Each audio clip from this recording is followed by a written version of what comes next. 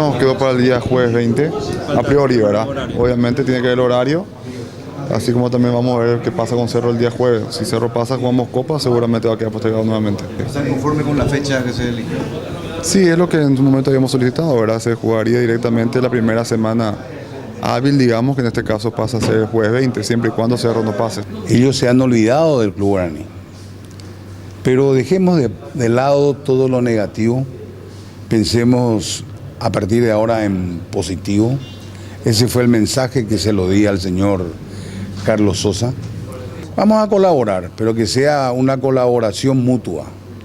Nosotros vamos a darnos, nosotros vamos a trabajar por un nuevo reglamento, pero en pro del fútbol.